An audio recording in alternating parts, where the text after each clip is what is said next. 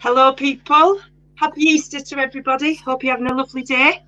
Sun's shining. Got a special guest today. We've got Thomas Jones on, and a few people will know that name. He's not on the camera today, doesn't like the camera, but Thomas has a massive following and a lot of people going to him for help, and especially I send people to Thomas all the time, don't I, Thomas? It's probably why your phone blows up so much. But when people come to me for advice on the court system or anything like that, I send them to a couple of people. There's a couple of people that signpost, and Thomas is one of them. And that's because Thomas has done so much work behind the scenes. He doesn't ask for anything for that work that he does. He's helped, well, I'll let him tell you himself, but he's helped so many people, and just off his own back as well, studying law and forced adoption things. And sent me a paper the other day that I'd written that was really interesting as well. But I'll let Thomas fill you in on that. So welcome, Thomas. Nice to speak to you again. Can anybody hear me? Yes. Right. Yeah, thanks for the invite to be on the show, Sharon. I was just saying to Katie before, you know, I'm not really like a keen sort of person when it comes to doing live chats, but this for me, it's not like a show where we're sort of all on a stage putting on an act. You know, I'm here because I want to say how it really is, in my view. You know, what a lot of people, the professionals involved, they seem to be very shy about saying the truth. So that's why I'm here. Yeah, brilliant. And you do a lot of good work, Thomas, as well. So we thank you for that. Thank you for everybody, really, on behalf of everybody for that. We need people like you on our side. Yeah, I mean, as you know, it's not even about thanks. I don't know why I do what I do. And I've been thinking about that the last few weeks. Why do I do what I'm doing? Is it because I'm a law graduate? Is it because I care? Is it because I've got a Christian belief that I'm a Christian? Is it something else? Is there more to it? I don't know. But you know what? I'm just here and I'm doing it. I'm not going to do it forever, but at the moment I'm doing it. So there we are. Can you explain a little bit to the people that don't know who you are, Thomas, what is that you do and how you've been helping people? Yeah, so I've probably been on the scene, I don't know, maybe about 4 years now. As I was just said before, I'm a law graduate, which basically means is I have an idea to understand law. I understand case law. I understand how to reason. I understand arguments. I understand how to read professional statements. So the type of person who would come to me is someone who's had social service involvement, and that could be anything from the child just being removed to there's a case going through to an interim care order hearing, which could be just when someone like PMs me because social services have already moved the child and now they have a hearing, which is the first part of what would be a full care order. So that's called the interim care order hearing. And I've had like someone phone me up at, you know, where this person was going into a live situation with a judge. So I've got to be on the ball straight away, you know, give them like professional advice and not sort of like showboat, not exaggerate, not boast who you are, you know, say this, say that, say the other, but you've got to be practical. Yeah. So there's lots of stuff really. Yeah. And you put a lot of stuff on your page, don't you? Explain, like, you put it out there for everybody to access as well, don't you? Yeah, good question. I created this website called Legal Stuff Without Lawyers, pretty much because I was helping people like on a PM basis, but it wasn't sort of helping the wider community, you know, the people who are likely to suffer in the family court situation. And let me say one word that I would want to describe the family court system, the child protection system, the judges right up to the very top, to the Court of Appeal, UK Supreme Court, corrupt. Yeah. Let me say one more word for these experts who are doing diagnoses for problems that parents never had prior to going to see these so-called experts in what could be 3 or 4 hours. Corrupt social workers who were playing a game, what I called smoke and mirrors, in a domestic violence situation. So what they would actually do is they would focus more on the victim and make the victim's case worse, and leave the one who's the dangerous person alone, because that looks after itself. A threshold. Now, threshold basically means significant harm. So I ended up doing my website just to alert more people to what's going on. But also, I've turned to writing now since I've been involved in this family court situation, and I've wrote a book called For Lisa, something like, and the robot professional middle class people, in the world, the secret world of forced adoption, something like that. I'm paraphrasing there. But I'm also writing another book, but I'm trying to find material for it, called The Modern Holocaust, a different type of genocide. Yeah. So, as I say, I've been doing this about 4 years. I used to do like all types of stuff online, really. I used to help with like mortgages, people with mortgage problems, the banks were trying to like take the mortgage off them. But it was the family court situation which opened my eyes to the scandal that is going. And it is a scandal. There's no other way to call it. It's a shocking scandal, and more people need to come out and talk about it and not be so frightened. You don't have to mention judges' names, but you do need to tell people what's going on. Well, I understand that. Well, that Katie Jane set up this channel because of her situation. It grew from that, and you helped Katie Jane at one point as well. I understand she's mentioned in your book. She said, yeah. I mean, her situation. The reason she's in the background and the reason why she's not doing the show today and the next few weeks is because her ex has applied to the court to stop her speaking about her son and to change his name. So. She's obviously got that coming up. It's now, I think she's got another date for that in April. So we're all keeping our fingers crossed that from this, because as you may know, he stopped any contact with her son. So we're just all hoping that and praying that from this, she will get some contact. And that is, he's opened a can of worms there that he's trying to cut her completely out of his life. We just have to pray that it means she gets involved in his life again, because that's what she needs and that's what he needs, So, well, Katie's always welcome to PM me anytime she wants to with her situation, and let me see what I can advise her also. Yeah. It's always good to know there's people that can help out, isn't there, in situations like that. And that's the point of this channel, really, is in that situation, you're rabbit in headlights. You think that common sense will prevail, and that you're obviously not mentally ill, but by the time they've finished with you and they've got their psychology reports, you are mentally ill. You've got some personality disorder or something, because by the time they've wrecked you, having you jumping through hoops and false promises and lying to you, threatening you,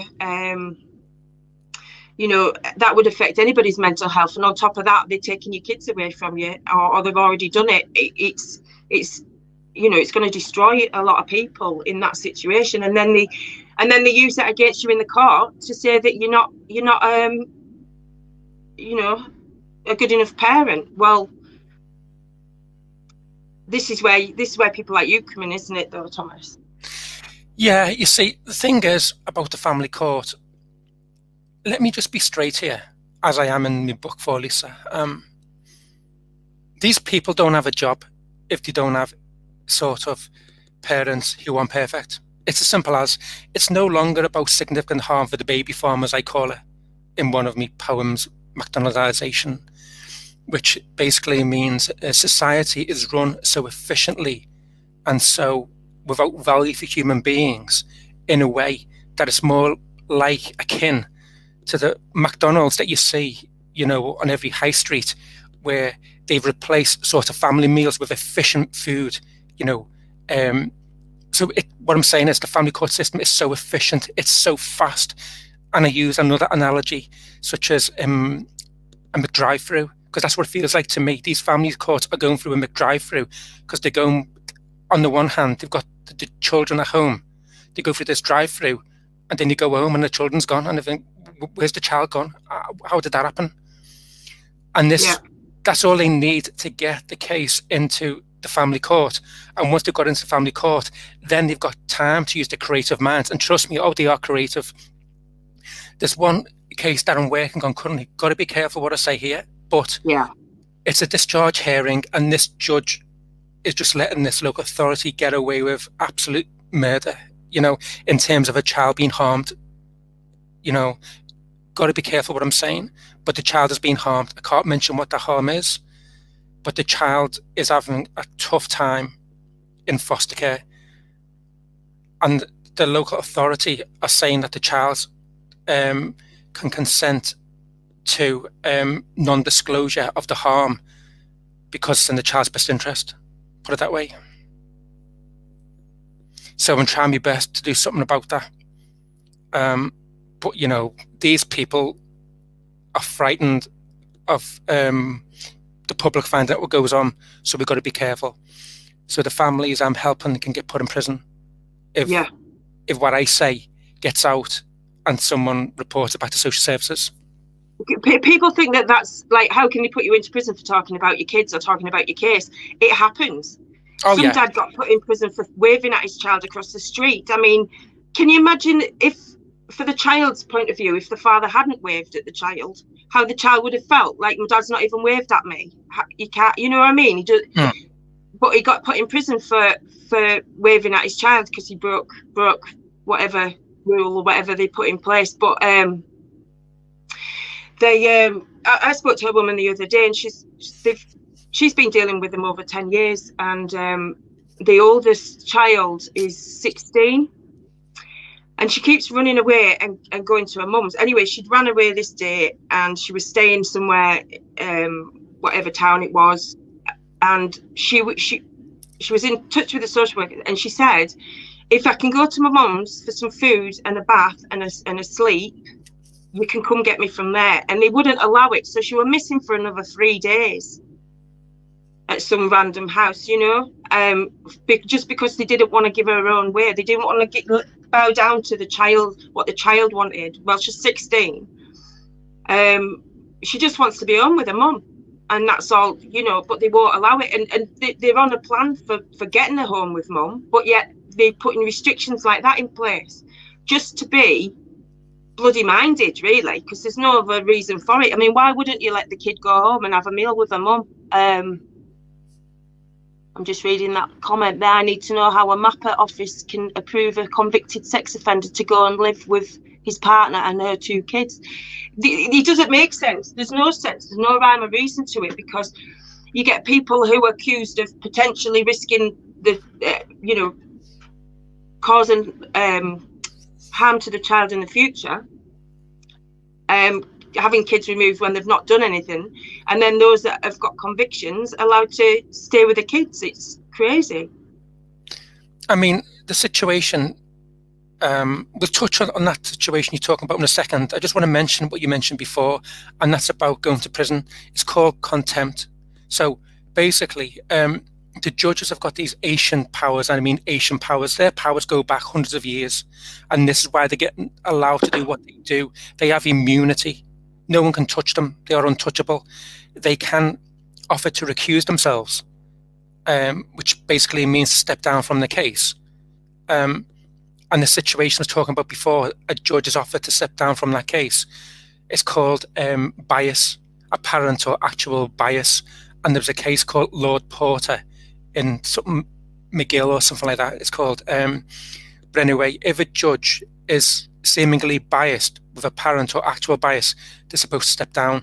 But in terms of prison contempt, this country in particular has got a problem with it. And Dr. Glynn, she did some work. Sorry, Dr. Glynn, she did some work for the European Parliament. Now, she is Cambridge educated, and she basically said there are 96% of parents who do not consent to adoption. So in other words, forced adoption. And this was done in 2015. This same person, Dr. Glynn, also said that the UK has got a problem with putting parents in the family court situation into prison for contempt. Now, you mentioned before about that child who's 16. She's called Gillick competent, so she's got a legal right to have a say in that. They won't let her speak, though. They won't. they stop these children speaking, don't they? They stop them speaking about the abuse that they're getting in the care system. They stop them all the time. Over the age of 10, she should have had a say, really. But then what they're doing, because she's got younger children that she wants to get home, they're holding her to ransom, you see. Sharon, just ask her to PM me and let me see what I can do. Yeah, I already have, mate. Really? I only spoke to her last week. Don't mention names on air, but No. when we get off air here, just remind me. Yeah, well, I think it was only last week I spoke to her. She gave me a ring. I spoke to her quite a while ago. Yeah. But people just ring me now and again and just for a bit of advice or whatever. But I have to direct them to you because I'm not legally trained. I am no expert, right? We're all learning on the job. I'm only a law graduate, but I've learned so much, and I learn stuff every single day. You'd be surprised what you can learn every day. And that's the thing, you've got to be humble. You've got to have humility.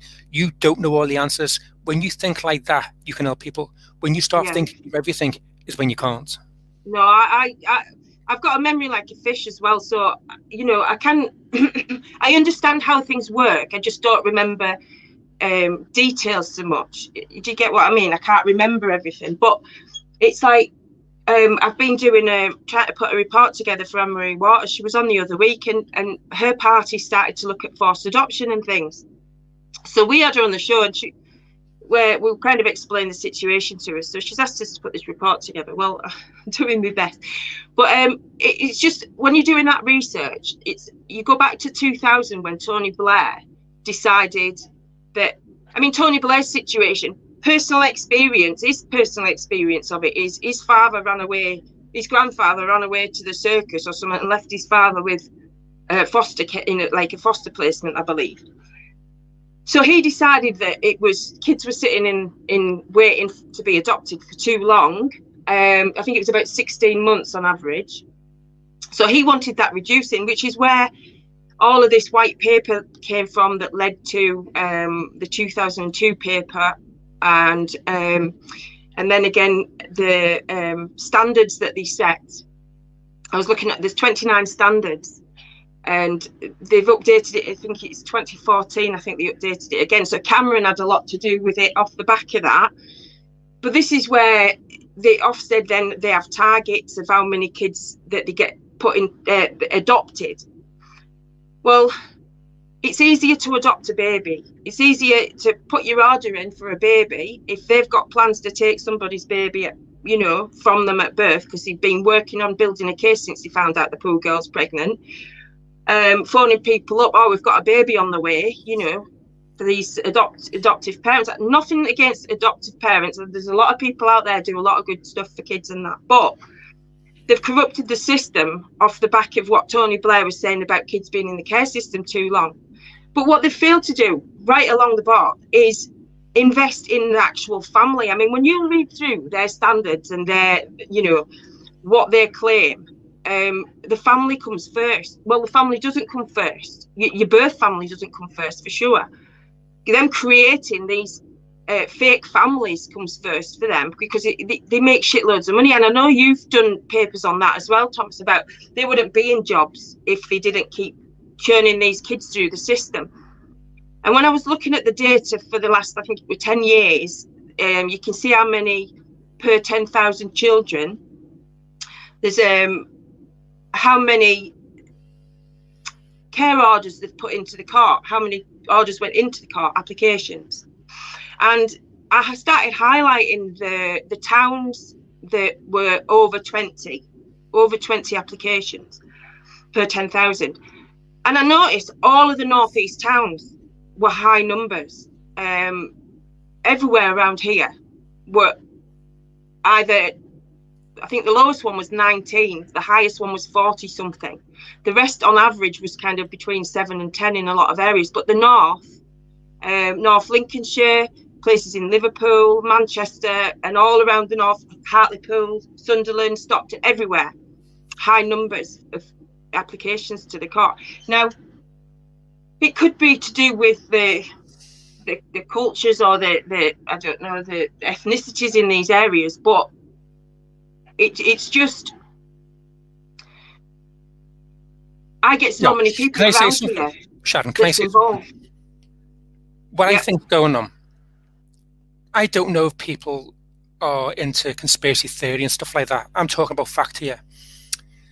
About 100 years ago, there was a group formed called eugenics. Now, Oh, yeah. eugenics basically means as people, the elite, who were looking for an excuse to treat people who were lower than them like animals, basically. That's the only way I can put it. Now, eugenic, it comes from the Greek word EU, which means good or noble, and genic means like you're describing like the birth matter, like genes type thing. So they're saying you were born stupid or you were born imperfect. So these eugenics started coming up with these problem families. Now, these problem families were basically up north, and I think the former Prime Minister of England said people from Scotland and people from Liverpool are vermin. So he's equating people up north to rats, basically. And So we're not supposed to breed. no. So all this stuff about, you know, the high levels of children going into care from like up north area is probably no coincidence. As I say in my new work that I'm writing, which is controversial, but you know me, I am controversial. It's called A Global Takeover, Satanists Learning to Enslave. And that is a sarcastic title, but I'm making a point because I do believe it's really going on. And I do believe that there is a global takeover. No, I don't believe in all the lizard people. I'm just telling you the facts, what I'm seeing. You know, I'm a Christian, fair enough. That's not the point. So I present the case for a global takeover in my work, you know, on my website. But getting back to your point, no, there is something to it. Now, I think it's apparently the numbers that go into care is about 13,000 a year before this COVID-19 farce took over. If they really cared about people, all this garbage wouldn't be going to the family court. So that's how we know they're all good actors. You know, this is why you'd have all these people banging on the bins and thanking the NHS and this, that, the other, you know, thanking the lorry drivers. The narrative just keeps on changing all the time. You know, this is why they were saying that we didn't have to wear a mask, then we do have to wear a mask, and we've got to wash the hands, got to wash the food, open the windows, let the particles out. You know, it's just psychological propaganda, in my opinion. People are really dying. Yes, they are. But at the end of the day, there's something going on behind the scenes. Definitely. But in terms of the foster care, in terms of the adoption, they've had a history going back 100 years. Is that another coincidence? Yeah. I think it was 100 years ago that they first made adoptions legal. In other words, adoptions had to be registered, and that was in 1925. But at the same time, you've got all these eugenics. 1 second, you've got all these eugenics saying, you know, well, people are born a burden to society. Let's put them in institutions. You know, let's put them in workhouses. You know, so all this stuff of up north, you'll see on the humour, on the media, the liberal media, they're always saying, who wants to live up north? It's grim up north. So this is all to do with psychology. You know, is that a coincidence? No, it's not. So yeah, Tony Blair, you mentioned him before. What do we know about Tony Blair? Well, he was educated in one of the best universities, Gordonstown, whatever you call it, you know, in Scotland. You know, he's not proper Labour. He's like the new Labour, like the nouveau Labour. You know, he's not like the proper Labour, like the bread and the butter type of Labour. He's like the Tory Labour. That's why they call them New Labour. Yeah. So what he says, right, he's trying to appeal to the Tories, and that's how he got in his landslide, because he convinced all them to come over to the other side. He doesn't give a crap about working class kids. He's just social engineering. So he was going to use anything. This is this Tony Blair, by the way, who made war on Iraq by saying that that Saddam Hussein, which is the leader of Iraq, who was actually killed on live TV at The Hague because apparently he was a dangerous tyrant. That was about oil. But anyway, what Tony Blair said, that Saddam Hussein has got the capability to make weapons of mass destruction in 24 hours. He didn't at all. It was just a narrative for the global forces to get into Iraq to create a new type of world order. And also, I think at the time, wasn't the demonstration against going to war one of There the was a biggest million casinos in strong the in country. the UK alone in London. About a million strong who were against it. But in America, they've got a different narrative. They're, love your president. Your presidents are great for you. You waved your flag. So they've got a different narrative. They've got like God's leading America type thing.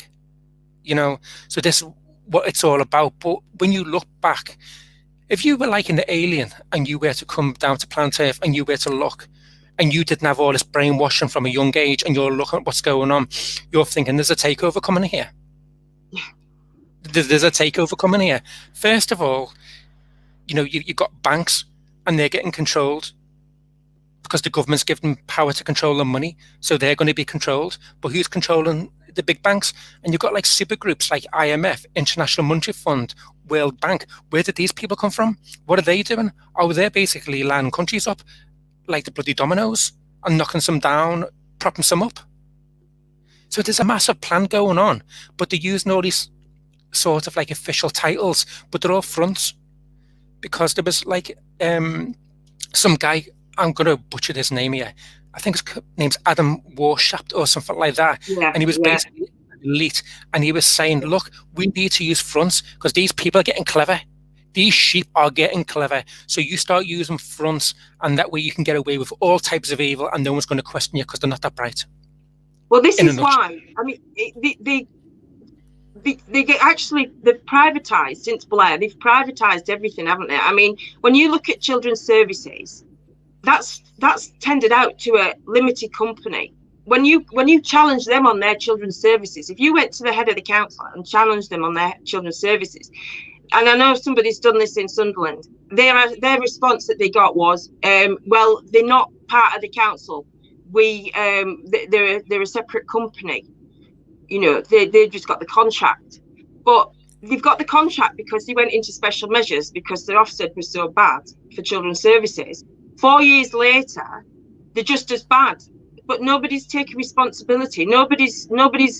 If that's a private company, why have they not been sacked? Why have they not tended to a different company that's going to do a better job? If they've in 4 years shown there's no improvement, and in fact there's more and more complaints going in, there's more families destroyed, because not at any point do they put in any support with these families where they go, well, this, you've had it, as in forced adoption, when they decide they're taking your child at birth, they build a case. You've either been in the care system, you've been on drugs, you've been involved in domestic abuse, whatever they want to use against you, your family's got a bad reputation, whatever it is.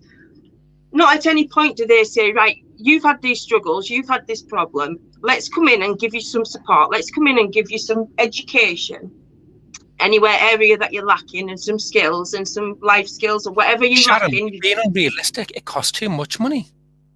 But I've worked in the council. I know how much money they waste. I know how much money they waste. They bought in parenting programs, right? They bought in so that every staff family worker could get trained on delivering a parenting program, but there were different parenting programs. They spent an absolute fortune. That money that they've spent putting all these staff on a parenting course to run a parenting group that they never run. They ran for about 6 months and then it was gone. Thousands and thousands and thousands of pounds. And I'm sitting there thinking, this money could be invested in a family. That child, just for each worker in this room sat around doing this training, like Incredible Years, was one of them. And they have to buy all it, and then you end up with this big folder, all this shit that never gets used, and because you just haven't got the time in the day. And they don't want you to invest that much time and effort into parents anyway. So it's just a big front, like you were saying. It's just a big show. It's just let's buy this in, let's waste all this taxpayers' money when all of these families, there's kids starving. I mean, I think it was in 2000 they'd said that they were going to end child poverty by 2020. Well, hello, whatever they say they're going to do the opposite. Flip it over and you'll find out what they're actually going to do, because it'll be the opposite of what they're saying they're going to do. Terrible. See, using like private companies and stuff like that because they've got more power, they've got more freedom. Because when it comes to like public sort of functions, like the government running things, stuff like that, it creates what you call a statutory duty, and people can get sued. So what they want to do is let the companies run it themselves, but it's not just any company. They pick and choose who they want. Mm. In the last 30 years, put it this way, the state as we know it, which is all the local authorities, all public authorities, has been reduced in the last 30 years. And I think that research was about 10 years ago, so probably 40 years now.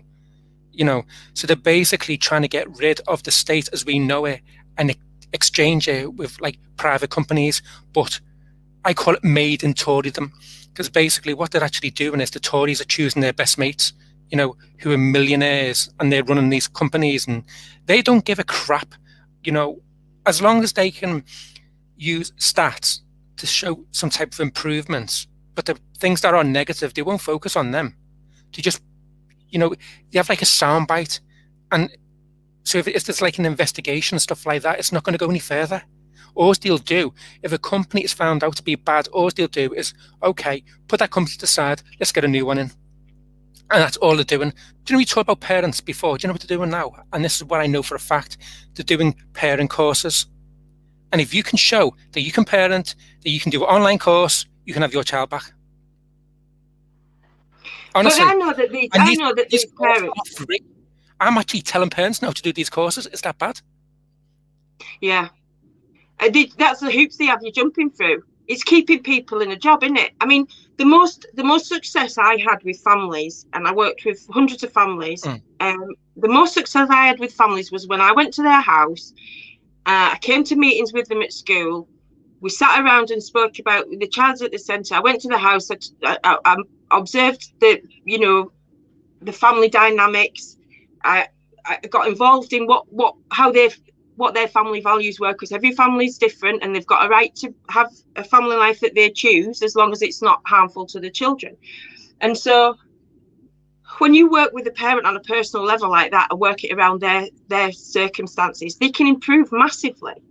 They just need a little bit of guidance and a little bit of, and then I only ended up doing that because I educated myself on it, because of what I was lacking when I had kids. So it's just passing that knowledge on. But the benefit from it, just having a little bit of understanding of a child's behaviour, understanding that it's all the behaviour is a way of communicating with you. And once you learn to understand the way that your child's communicating with you, it makes the job a little bit easier, because you can get one step ahead of them. But these are skills that I don't know that they're still putting workers out there to do this sort of thing, because when they restructured the system, they took all the education welfare officers, the parent support advisors, and the childcare workers, which was kind of 3 different age groups and different ways of working. And then we all had to apply for the one job, which was the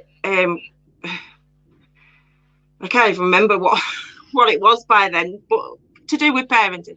We all had to apply for those jobs, and where the government say we're going to make sure that these families have one worker, one point of contact to make their life easier, so that they know who they can go to. Bullshit. They just narrowed down the workforce.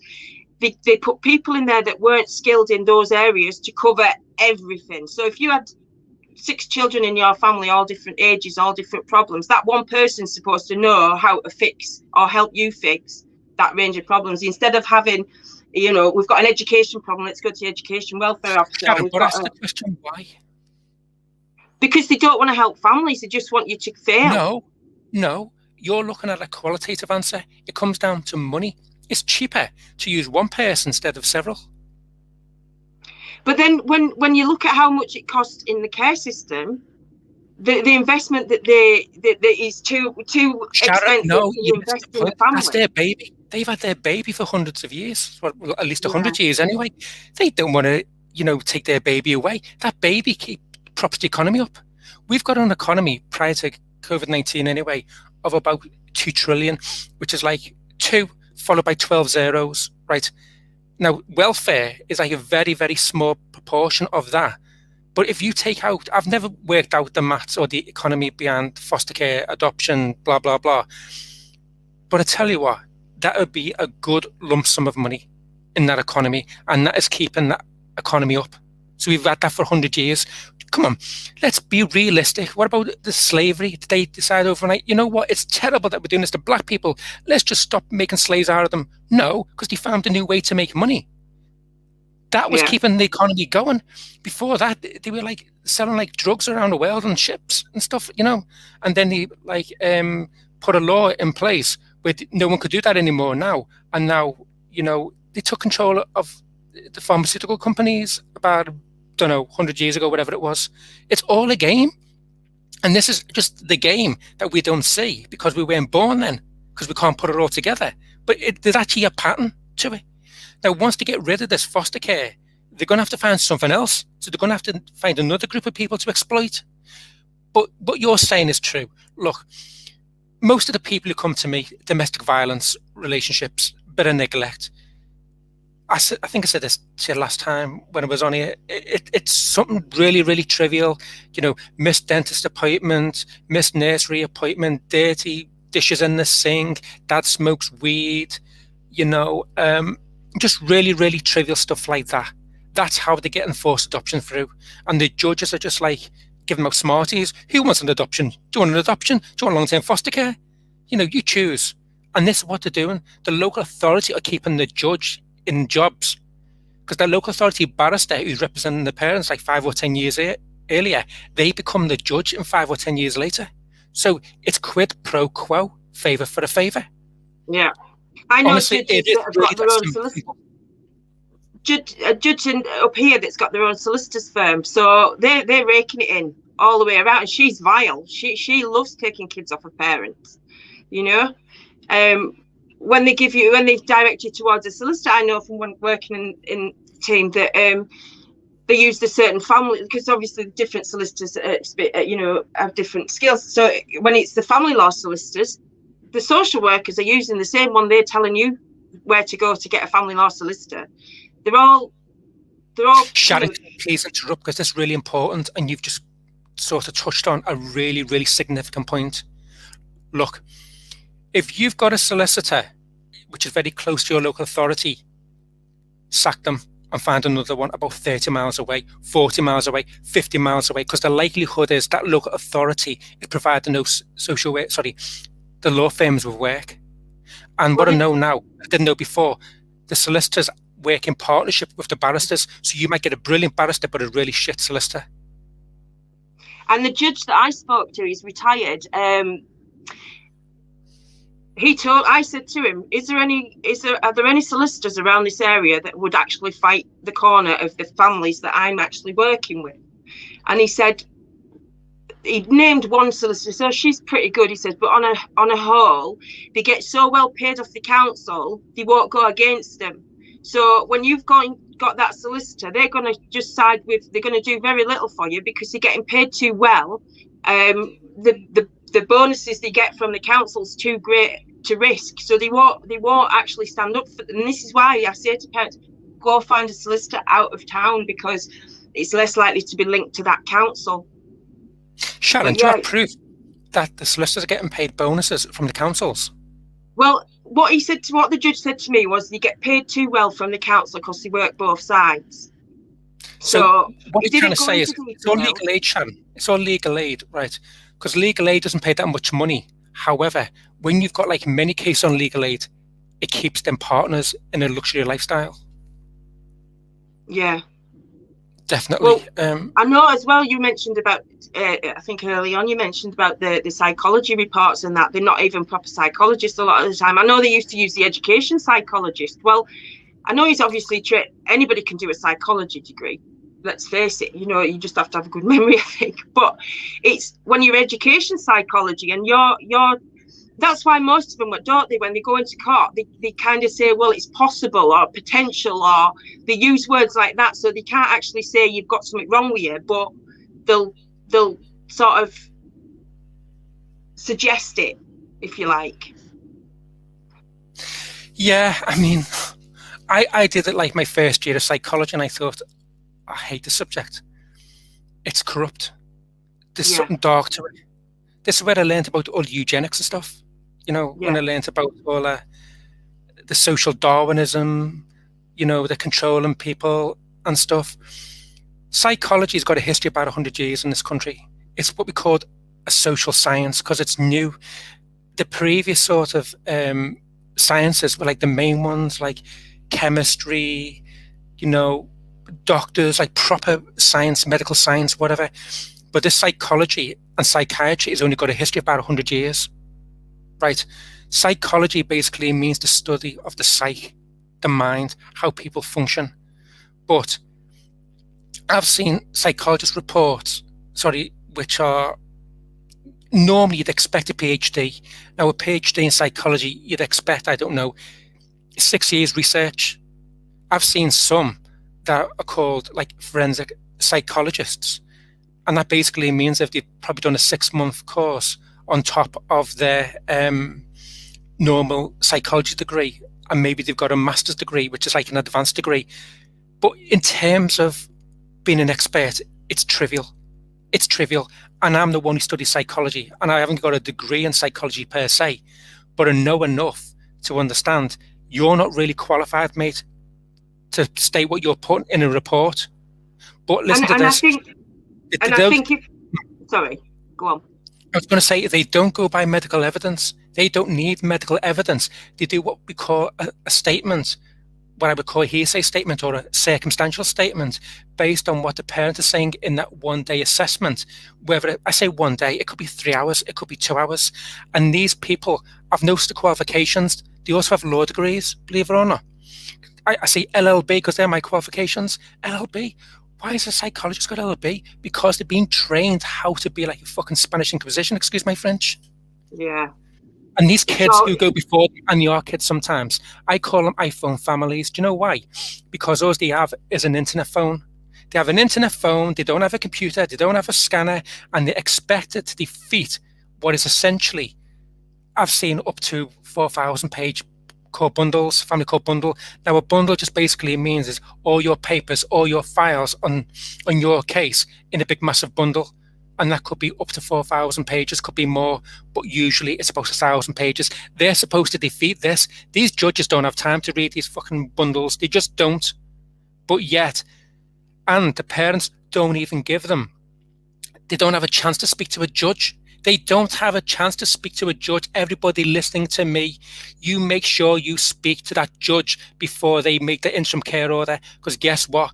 Your baby's going for adoption. Your baby's going long-term foster care. Your baby's going to special guardianship with middle-class parents, or they're going with families who you don't get on with, or they're going with, say, like if you're a domestic abuse mum, they're going to go to your partner who was coerced you, who's abused you. They're going to go to their mum and dad, not yours. That's how it goes. So these iPhone families, they're not educated. So it's like basically arguing with a child in a court. It's so easy for them. It's like money for old rope, as they would say. It's absolutely corrupt. Now, these psychologists, some of them don't have to give evidence. It's enough for the report to go in. But if they get a positive report, because they can get another independent expert, that might override, this one. But you know what? It's not all doom and gloom, because it looks like I may have won a revoke case. And normally, these don't normally win. Now, this is based on a statement alone. This is based on my statement, because guess what? I've evolved. I've got better. I've improved. I'm not like one of these robots who just does the same thing day in, day out. I never, oh, come on, hopefully this might work. Hopefully it might work. No. I was trying appeals. They don't work. I was appealing to the top judges for these parents. They do not work. You've got these judges at the very top who are playing the same game that the local authority are. It's almost like they're playing like games. Whatever I say for the merits, they twist that back around why they're going to refuse the appeal. Gaslighting, narcissists at the top level. Yeah. It's all controlled. It's like this pyramid, this all-seeing eye. This is not a coincidence. No. And then there's a lot as well, there's a lot to do with the Freemasons in that. I know I shouldn't mention certain things, but, I know people that have gone into court and they've shown them a little sign. So let the judge know that they're part of their Freemason, you know what I mean? To let them know they're part of the group.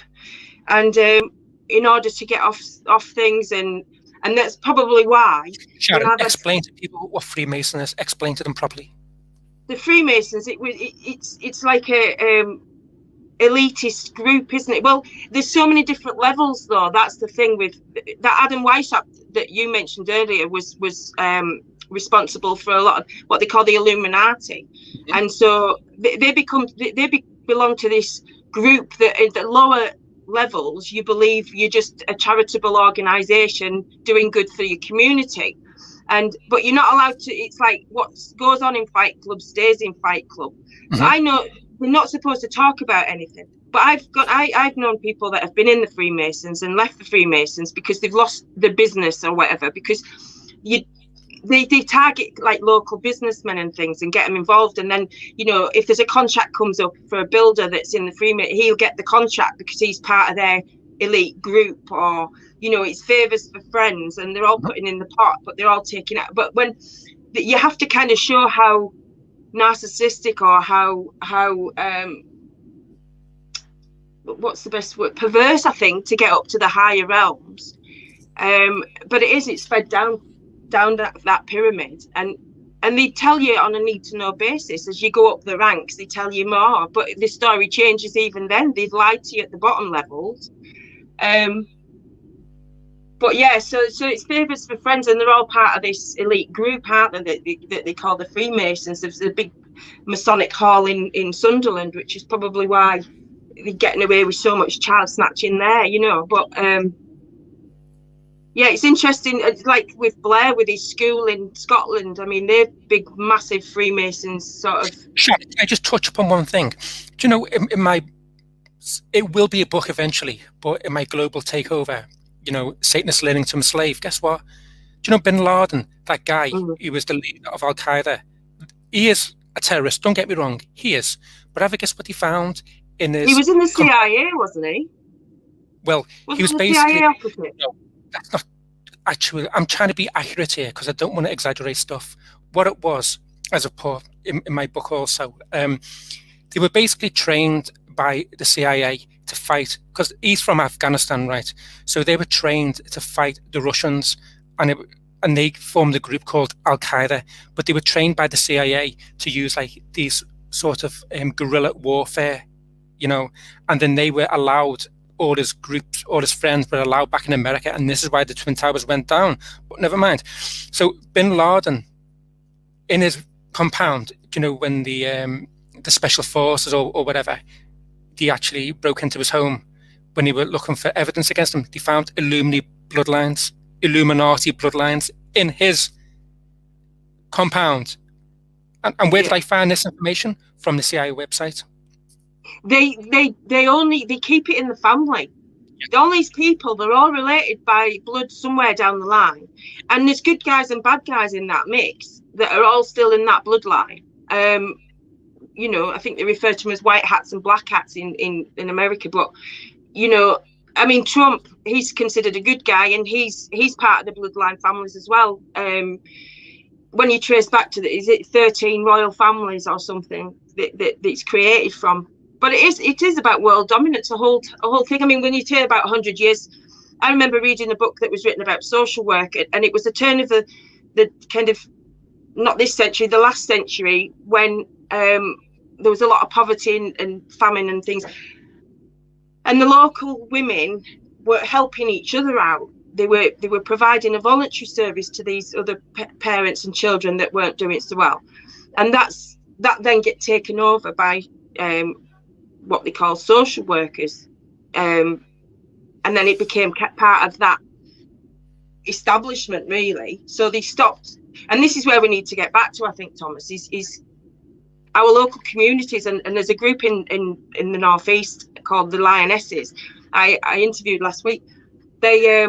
They're meeting up in parks and at beaches, and they're organising a no mask shopping trip. So there's a load of them going with no masks on and things. All these women coming together. So this is where, and they've got a little community started where, if like one of them's got chickens, so they buy their eggs off her, or one of them's growing organic veg, so they buy the veg off her, and another one makes things, and so they work in the building that community that we need, I think, all over this, where we take it out of their hands we stop using the authorities, we turn our backs on them, and we create these the needs that we have, that we go to them for. I mean, really, this lockdown should have shown people that we don't need the middleman. One example, right? A woman was she was paying for care. I don't know if it was for her parents or just somebody in the family disabled. They were paying for care anyway, and they discovered that if they went to the company, instead of getting it provided through the council, it was half the price. So the council is basically middlemen. They're just whacking a load of money on to take off the top. So when we start getting back to employing, you know, if a company said, right, we'll provide your refuse collection, then you pay us. People would rather do that than pay the council tax. They would rather, I think, people would rather pay that company to provide that service than pay the council, who claim to provide the services, but they don't. They tender it out, and it costs us twice as much. So they're middlemen. That's all. They're just estate agents, or, you know, they're just middlemen. That's it. And they're all narcissists, as far as I can see, because they employ them on that basis now, I think.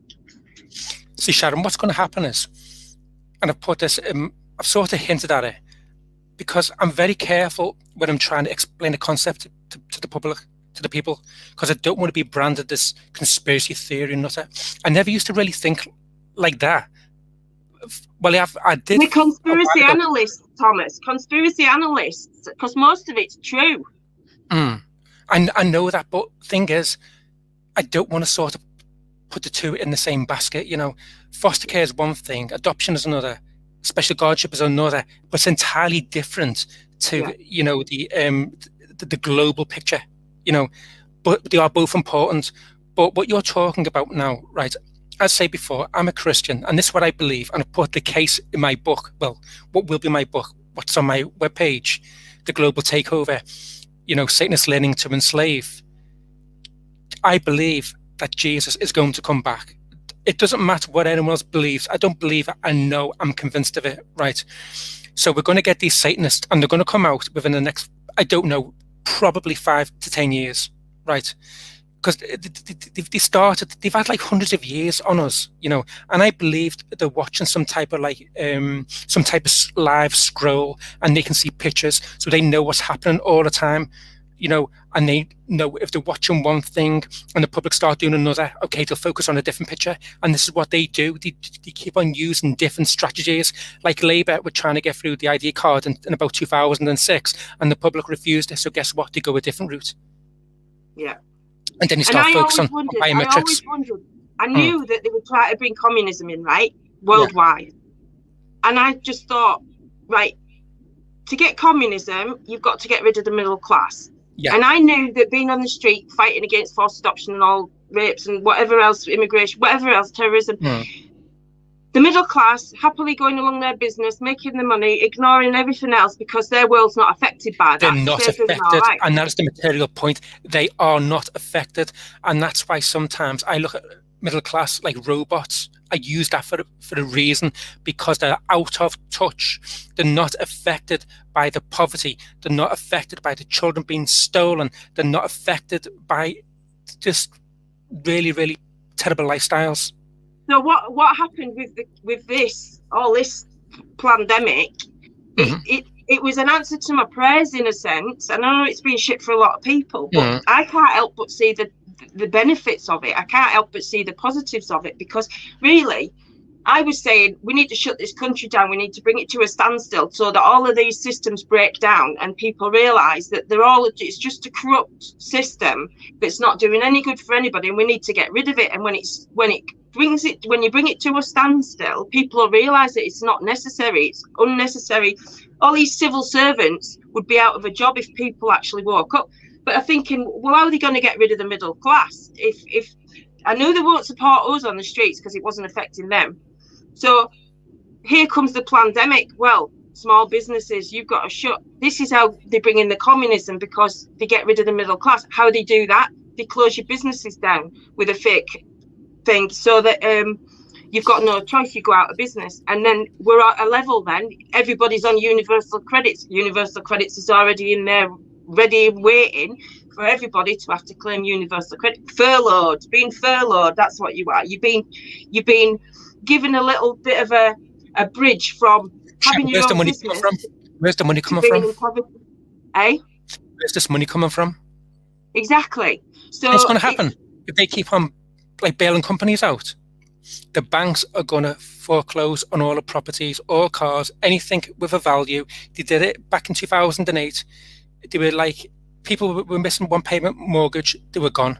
That was it. They didn't get a second chance. I know, because I studied mortgage law when I was doing my law degree. They have got an amazing power. And if we've only got like an economy, right? It's propped up with printing money. It's propped up with different things, different interests in different companies, but it's fragile. When you've got a war in Iraq and stuff like that, or a Middle East country, it affects our oil. Therefore, our oil will go up in price.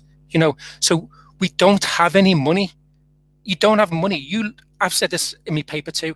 If you get your notes out your pocket now, your £5 note, and you look at it, it says I owe you. That's not real money. It's not real money. There's nothing to back it up. So what? Go on. This is where the digital currency comes in, doesn't it? Because they need a replacement. They knew that it was only going to last, every financial system is only set to last, is it 50 years or something, and then it's going to collapse. So they knew they needed an alternative. Well, here comes digital currency, Bitcoin and everything else.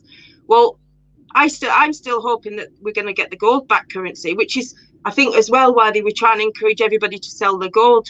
Gold was going at such a good price. All these little shops that buy your gold off you. Sharon, do you know what it says about gold in the Bible? They'll be throwing gold and precious gems into the streets. Because they won't be worth anything. Have no value. See, gold has got like a mysterious value because it's rare. Do you know where gold comes from? They mine it, don't they? Yeah, but where does it come from? Well, it's I don't know really. Stars. So basically, you've got a star, right? They call it like a supernova.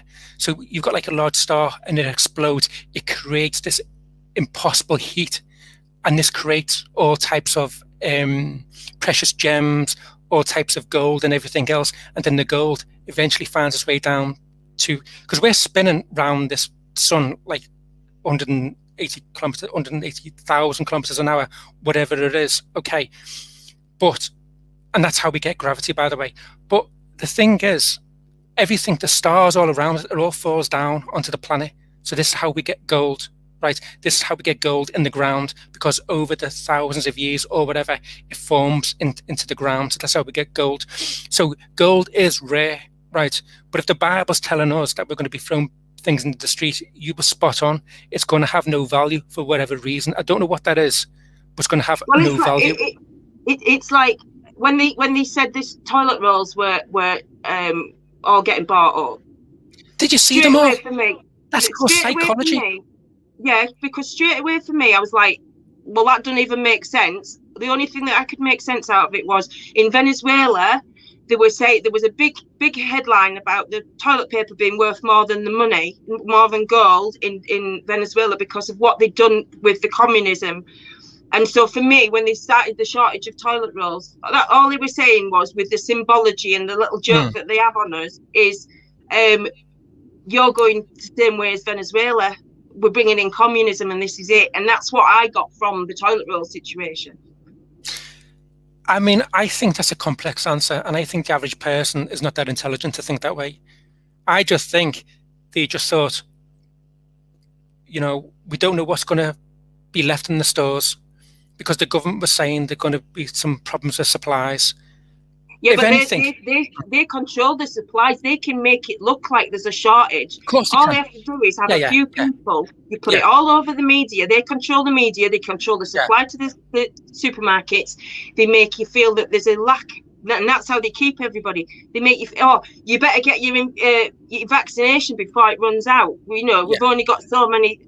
Shove it up your ass. Do you know what I mean? You can't fool me with that. And this is the thing, right? I've looked at this stuff on such a deep level for so long that I see whenever I don't know whether you would consider me clairsentient or whatever, but I see exactly through everything they put out, the symbology of everything. I see sometimes it's just my twisted mind, I guess, but I see the dark side of it every time. I see what they try to say to, like you say, most people wouldn't even get that connection because they haven't studied what the things that I've looked at or whatever. But a lot of people that are awake would see that connection but then I just pick up things along the way and then it makes sense. It's like a jigsaw puzzle, isn't it? It's like you put the pieces together, but there's been an assault on. It's like they have 100-year plan, and this is the end of the plan coming to fruition. But like you say, there's a second coming of the Lord in that sense. Even the Suez Canal, right? The Suez Canal,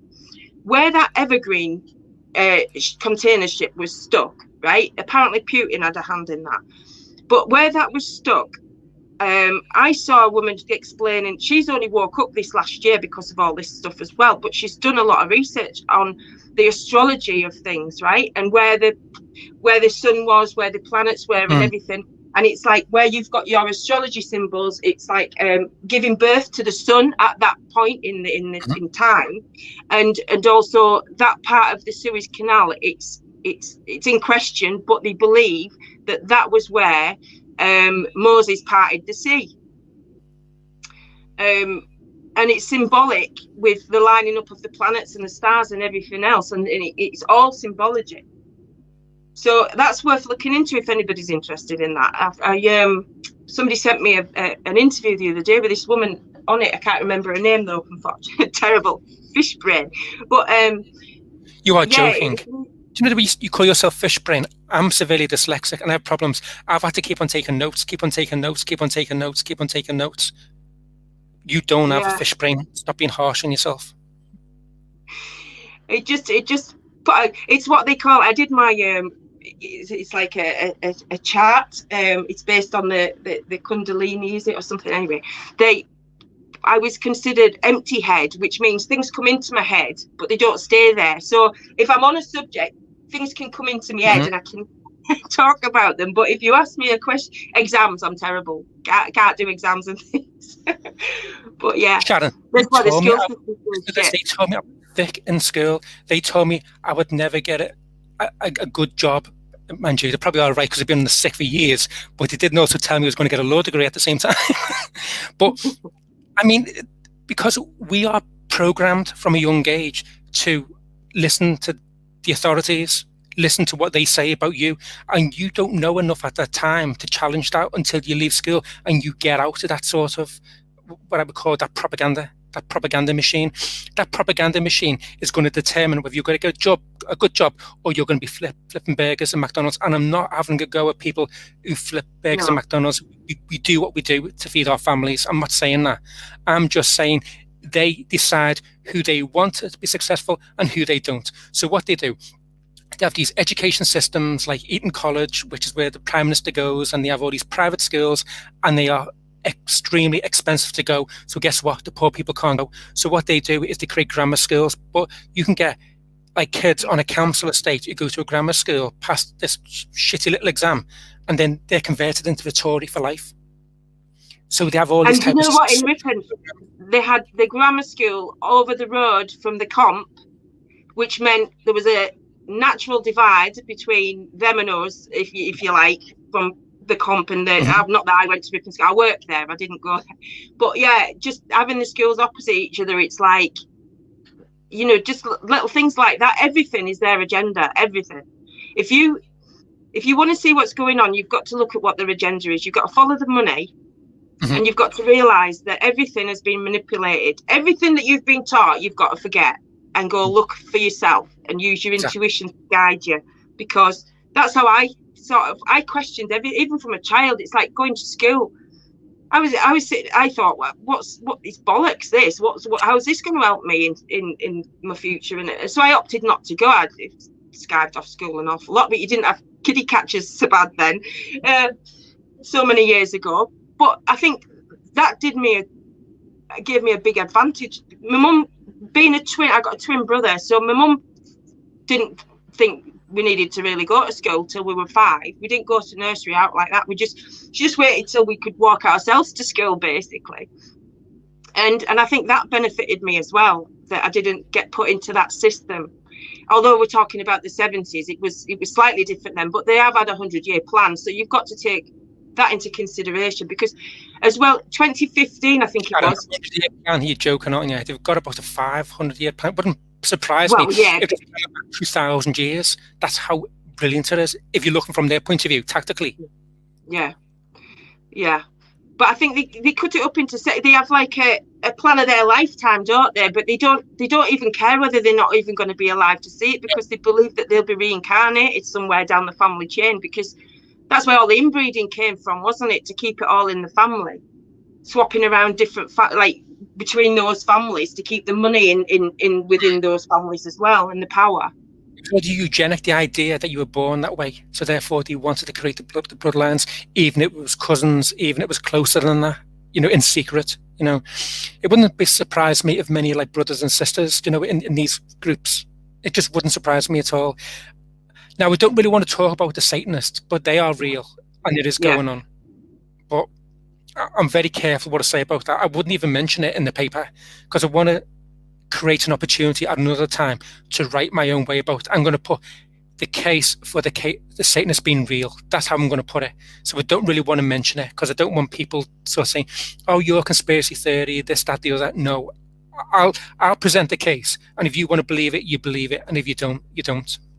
Well, before people started to travel across the seas to other countries, their religions, they had different religions and things. And I think in a lot of countries, they believed that Satan was the real God, the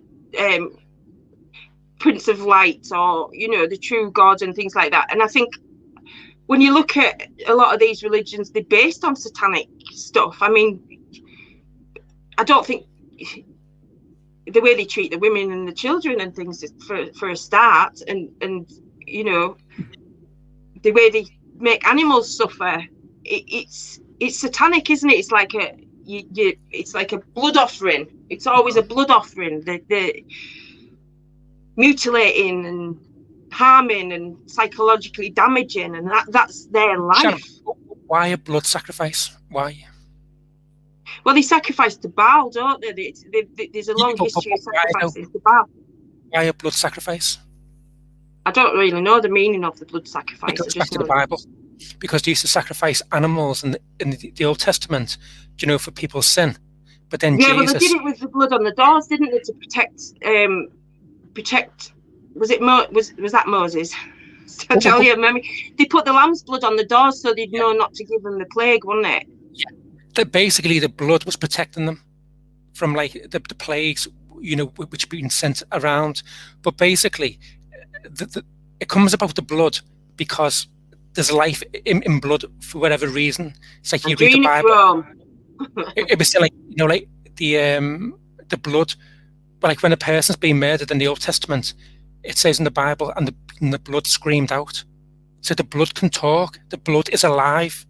So for whatever reason, Satanists are obsessed with blood because it gives them power. For whatever reason, apparently gives them power. But anyway, Jesus in the New Testament, he actually said that wasn't working because people were still committing sin. So Jesus said, "Look, I am the way, the truth, and the life, and he who follows me, I will give eternal life." And he became the ultimate blood sacrifice. So these Satanists now, look, you've had child sacrifice for thousands and thousands of years. It goes back millennia, ancient times. Why the heck wouldn't they be doing it now? Yeah. Come on.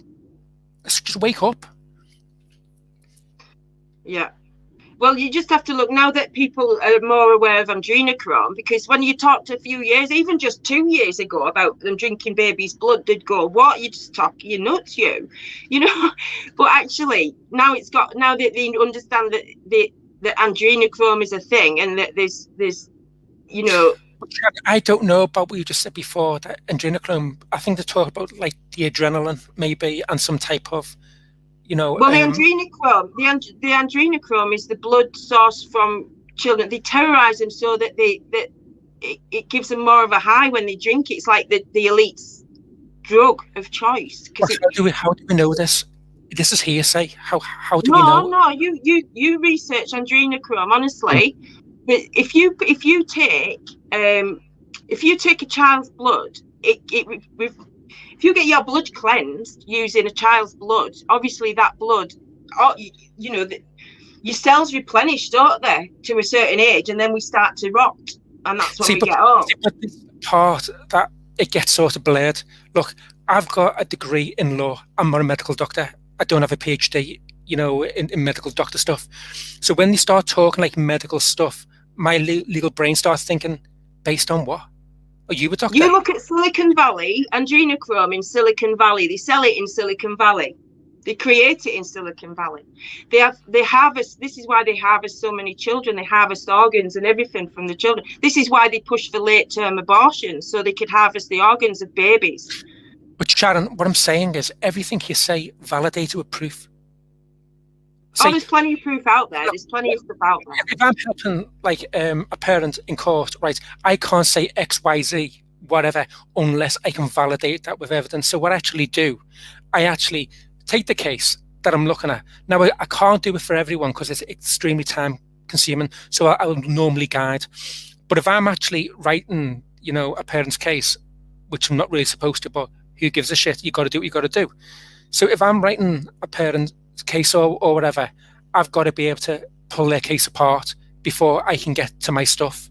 So I will normally have all the party names. In my introduction, I'll be having a bit of the background. So I will try to basically pull the local authority case apart, Kafka's Guardian case apart, and then hand it back to them. That's what I will try to do. But what I'm saying to you is, whenever you're listening to people, have evidence. Do they have that qualification? Have you seen it? You know, and that's how I think now. My thinking has evolved now as I've been helping these family courts, because I've realised now, if I don't do what I need to do, we're not going to get anywhere. I might as well just get like one of those megaphones and just shout, you know, on the street, because I'm not going to get anywhere. I've got to evolve. I've got to improve. I've got to be better. And I've got to keep on getting better. And that's what I'm doing. But I always come back down to evidence. Where is that key evidence? Now, even when I'm writing me, you know, the global takeover, what would be a book soon, whatever, I'm always trying to balance it out now. I'm always not trying to go like one side. I'm trying to think a balance, because when you go too sort of like biased, you get caught up in your own ego. You know, you get caught up in your own theory, but you've got to be able to break it apart so other people know how to challenge it also, and that way it gets credibility. Yeah, there's a couple of, I was looking at the comments on there. I know that's not how they get adrenochrome, but when you're talking about the Satanists and the blood sacrifices, the reason that they torture the children before they start drinking their blood is because it gives them more of a high. The more tortured and frightened the child is. With the actual producing of the adrenochrome, obviously they're taking blood out of children, basically. I'm not saying they torture them at that point, but I haven't got all the facts on it, but I do know it's a thing. I do know that it's been proven that, you know, they do produce adrenochrome. And I mean, they've even, in a Hollywood movie, I think it was what they call him, he's been in loads of stuff as well, Pirates of the Caribbean guy, what they call him, he was in a film where they're actually in the film taking adrenochrome and talking about it. It's the new drug of the elite and things like that. So how do we know it?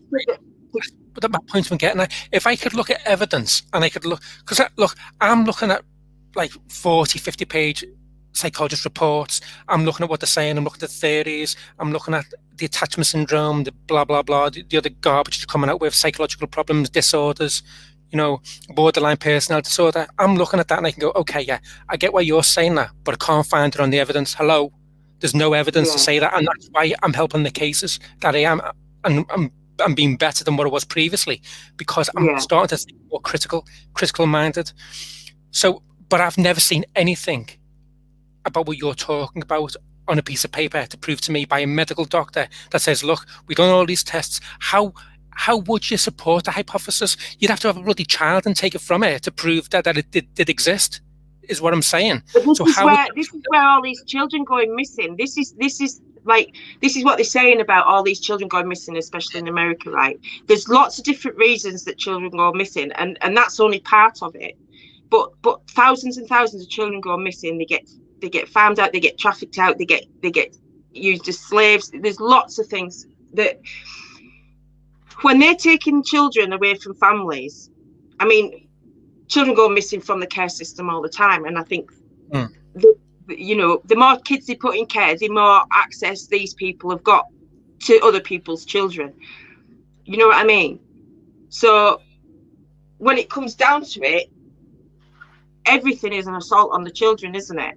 No, I get that, and I understand what you're saying, but that doesn't correlate with them taking some type of genetic material out of these children. I'm not saying you're wrong, right? But what I am trying to say is, I per se, Thomas, has never seen any evidence for it. That's all I'm saying. And I'm I don't suppose you've got time to look at everything, Thomas. No, I know I don't. But I could look like at a report, and I could go, okay, fair enough. Yeah, I can see that evidence. He's got that experience. He's done these tests. He's done these samples. They've come back. We've got these results. They've had some type of comparator group to compare them to. So this all sort of how experts test a hypothesis, like the theories, because they've got something to compare it to.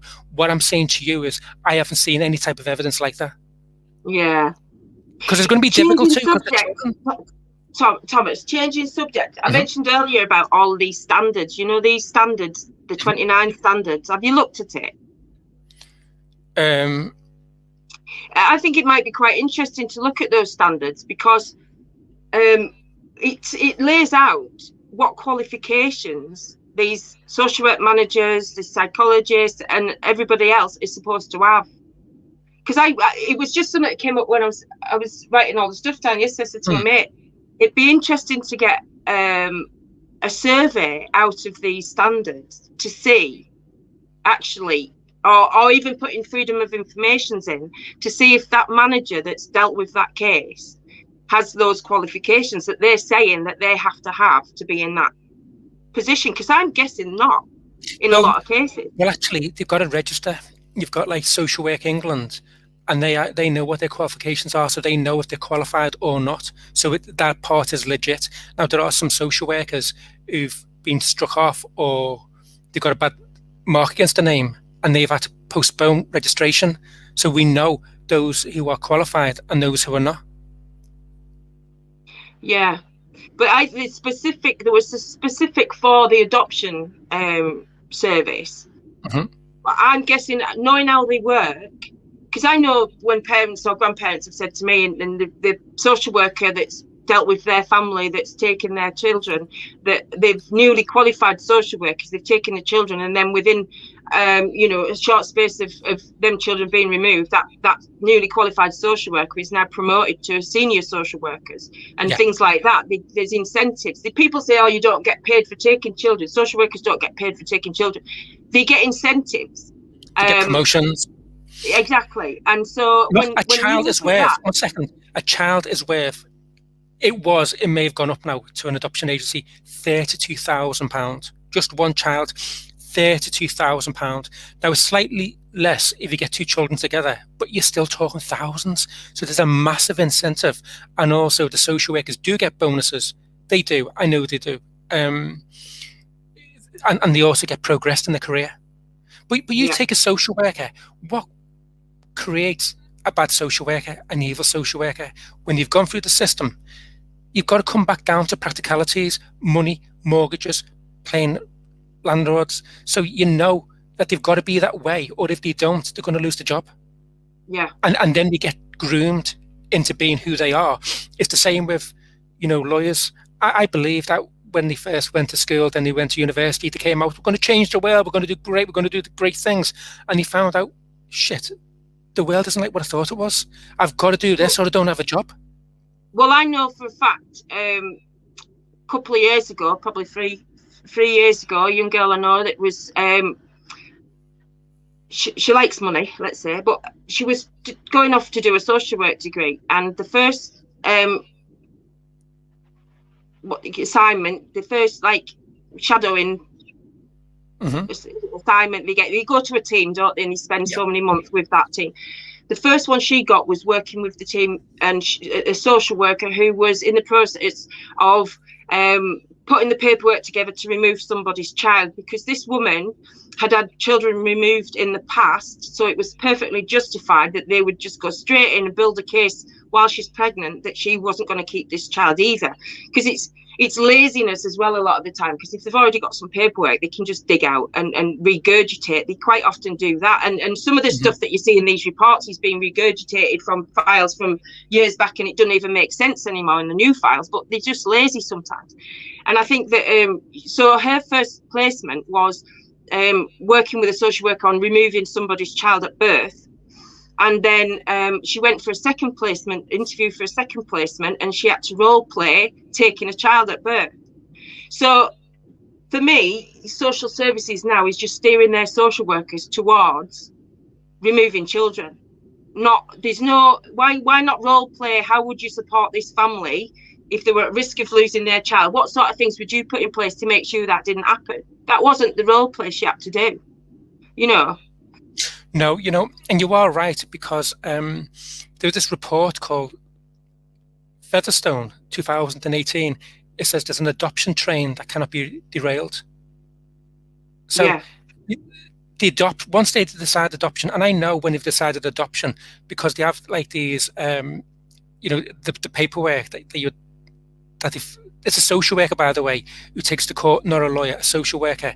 So they just put like a statement in. It's called SWET. So it's social work evidence template, and they just put information on that. And then they've also got the core form itself, which is form C for Charlie 11A. Now they've got a part, what would you like?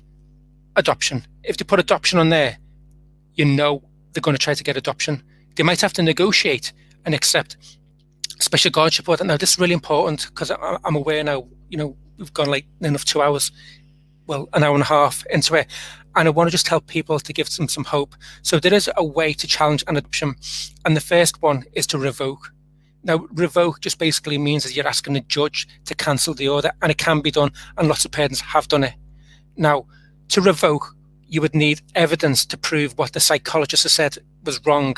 Like, what we could use like a parent course.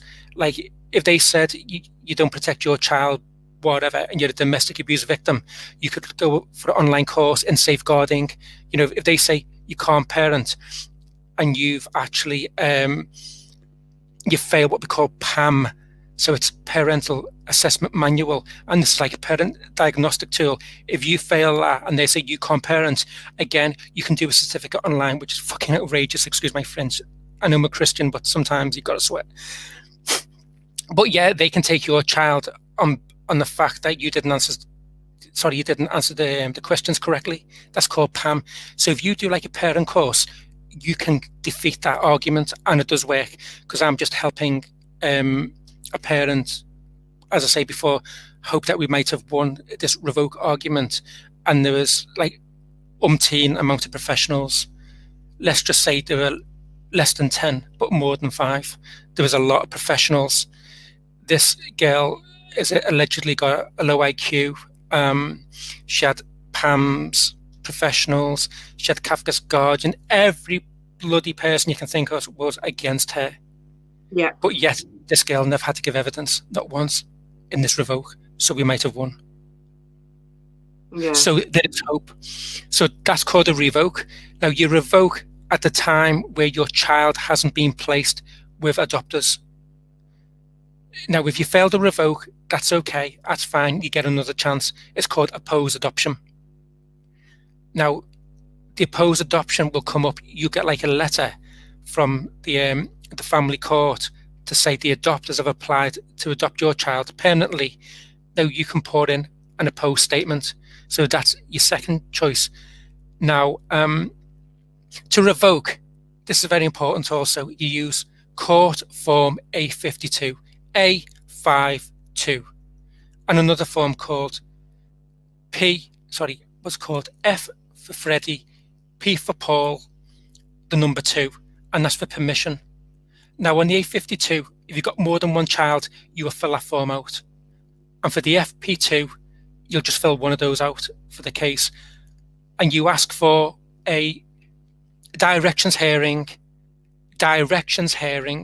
and case management hearing in the box, and therefore you'll get a better chance to have a proper hearing instead of just a 5-minute sort of video time with the judge as to why you've been refused. So there are things you can do. The third option, which I try to do it many times for parents, is you can appeal to London. You can appeal, and you would appeal using Court Form N for November 161. So N161. So there are ways to do it. So it's not all doom and gloom. Yeah, I do know that a lot of parents get told they have to do these courses, but the courses that they're told to do, or whatever they're supposed to look for, aren't available. So a lot of times they're just trying to jump through hoops that aren't even exist. They don't have to do their course what they want them to do. They can do what we call a freedom course, and that can be for like domestic violence. So it's called freedom course, and it basically it's not like a proper course in my opinion. It's just like sort of like feminists. You would say men are all bad, they're all evil, this, that, the other. It doesn't really teach it a whole lot, but there are like lots of parent courses that you can actually do. Now there's a good woman on social media called Lorna Sutton. Her name is, and another one called Catherine Love. Now they've got a brilliant website. We can put a link in the description after this video, so anyone who needs any type of help in a family court situation, all court forms are there, anything for adoption contact.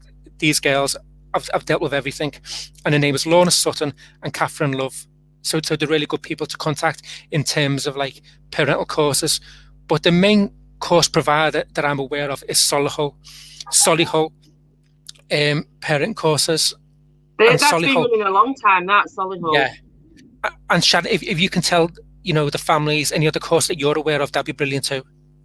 Yeah, well, I'm out of the loop now, Thomas, with courses and stuff. But I know the Solihull one is the one. I mean, you can tell by when something's been around for a long time that it's working, or it's established. But I think every council wants to reinvent the wheel, bringing in different parenting courses and things. But just stick to the basics. Stick to something that's been there a long time, really. But isn't it terrible though, the way parenting, how to teach a parent the basics? Children don't come with a manual, do they? A baby does not come with a manual with contents page, index page. Here's what you do when the baby cries. Here's what you do, when the baby throws a tantrum or the child throws a tantrum. No, you don't get any of that. So nowadays it's all efficient, like this McDonaldization that I was talking about earlier, like the sort of the McDrive-through. You're doing bloody parent courses online. It's absolutely scandalous. Yeah. But it does work.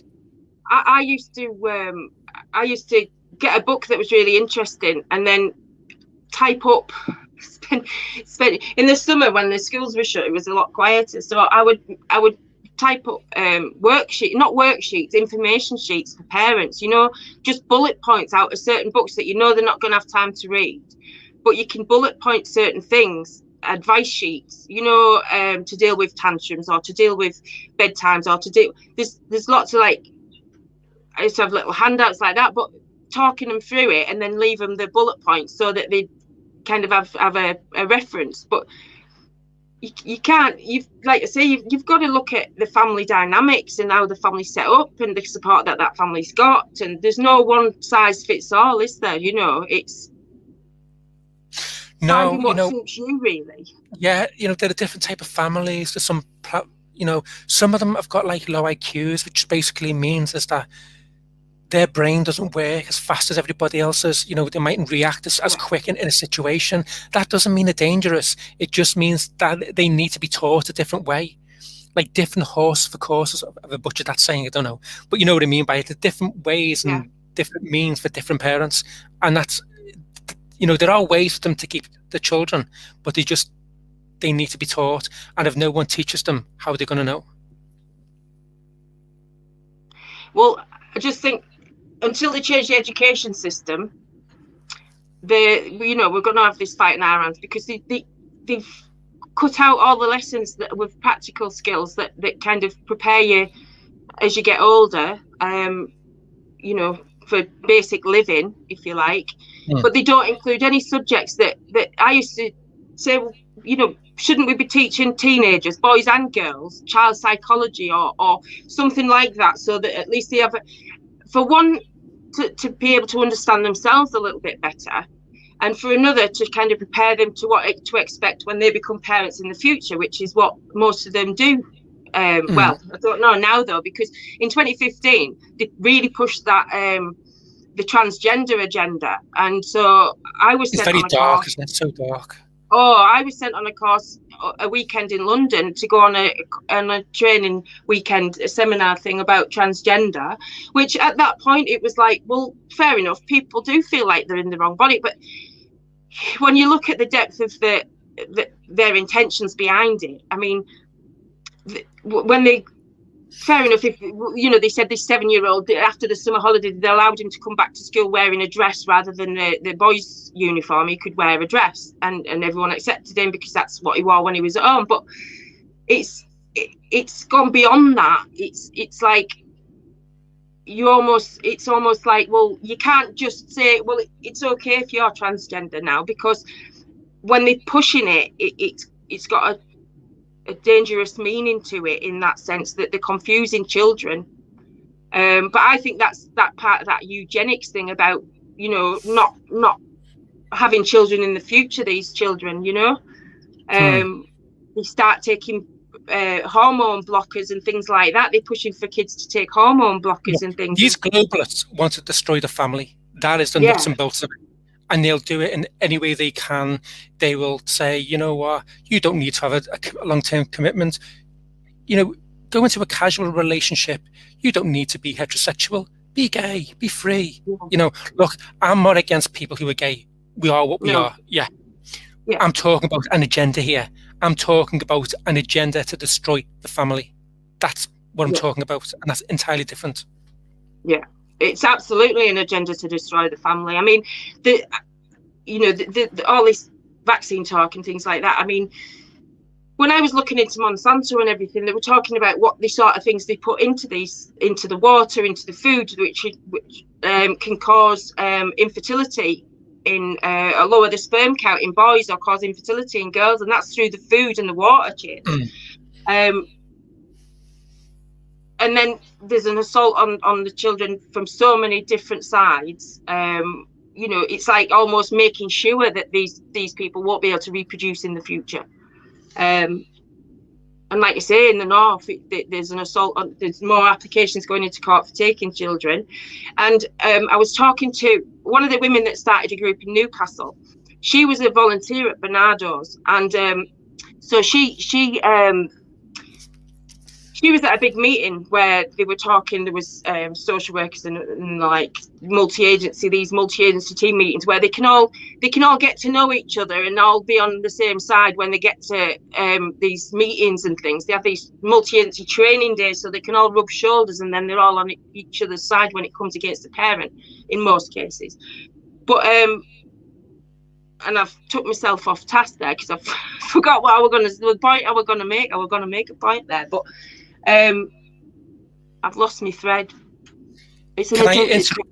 Well, you're thinking about what you wanted to say before. You were talking about, you know, children being removed. Now, what I found out, and I only learned this quite recently, because I was saying before that you don't get a chance to speak to the judge, you know, when you get to the interim care order stage. And just to recap, that basically means is where a social worker could actually, I don't think explain that. I might have explained it in the previous video we did a long time ago.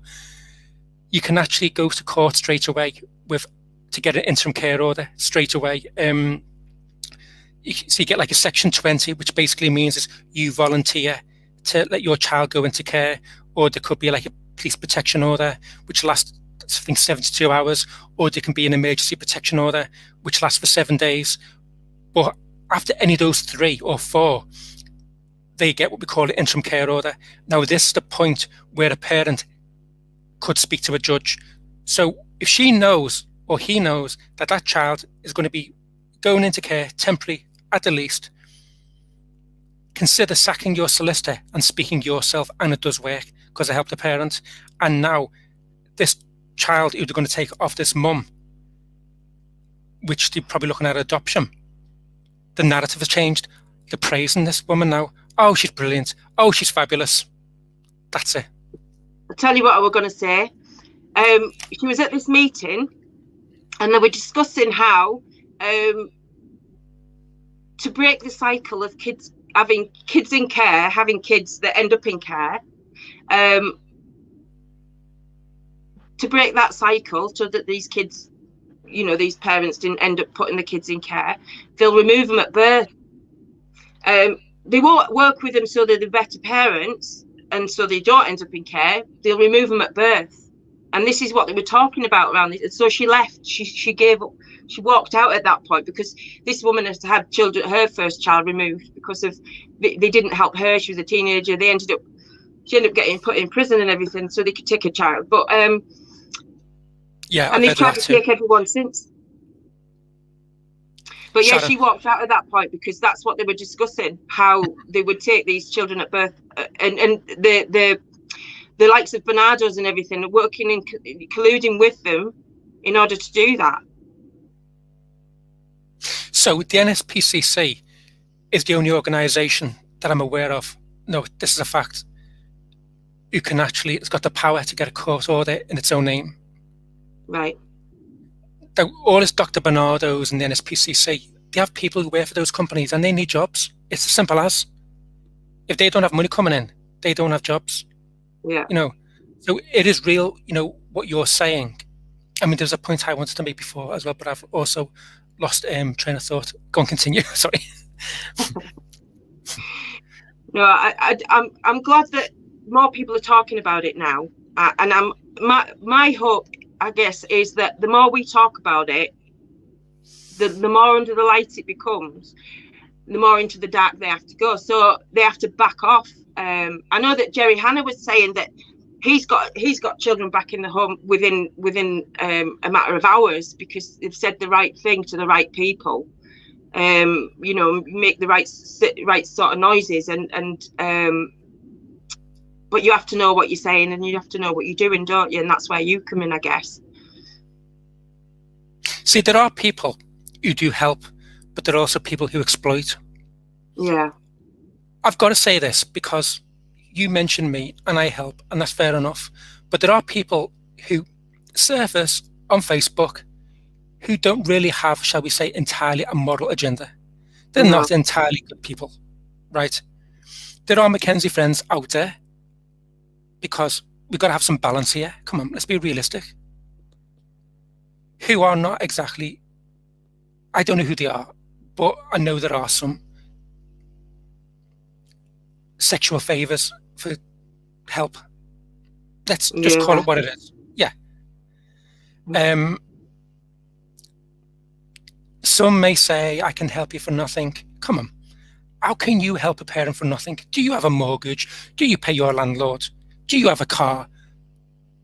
Do you like blow bubbles into that to make that car go? No, you don't. Things cost money. When someone says to you, I can help you for nothing, you think to yourself, fine. Online, great, we'll do that. Meet me in person, get in my car, sleep on my sofa. No. You make sure you have someone at all times with you. If you're a young woman and you're a vulnerable woman in particular, you make sure you never put yourself in a dangerous situation whereby you are with this Mackenzie friend, this helper. There are good Mackenzie friends. You know, there are good people. Julie Haynes, you know, she's one. You know, that there are some good male ones. But as I say, I've got to actually put things into perspective. Yeah, I mean, I only really send people to Jerry or yourself because Jerry's got part of Parenting Together charity, and his charity gets funded for working with parents with learning disabilities. If I point anybody in his direction, he does ask for a small donation because obviously he's a charity and everything, but he only gets the funding for. Can you elaborate on the small donation? Sorry? Can you elaborate on this small donation?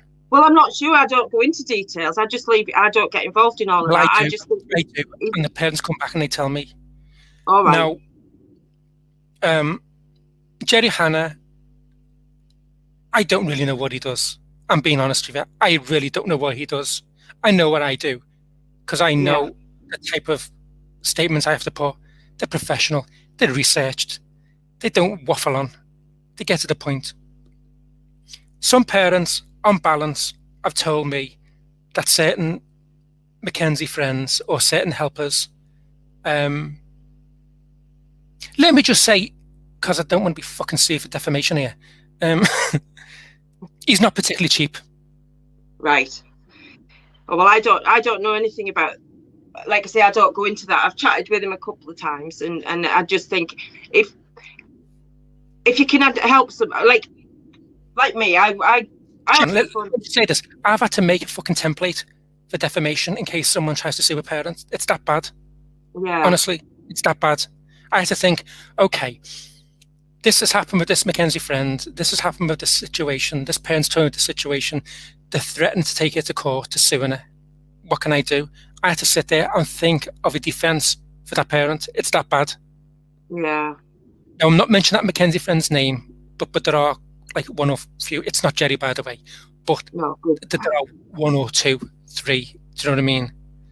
Honestly, this Facebook, there must be 20,000 people desperate looking for help. Yeah. I look at like an analogy.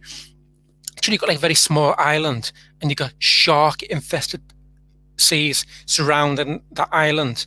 And when the tide comes in, the sharks come in to that island. That, for me, is what Facebook is like. Yeah. That's why I've personally never, I mean, for everything I've been through since I got sacked and the court cases and everything else, and I'm thankful every day for the friends and family that I've got. I do feel protected by my angels. I've never asked for anything.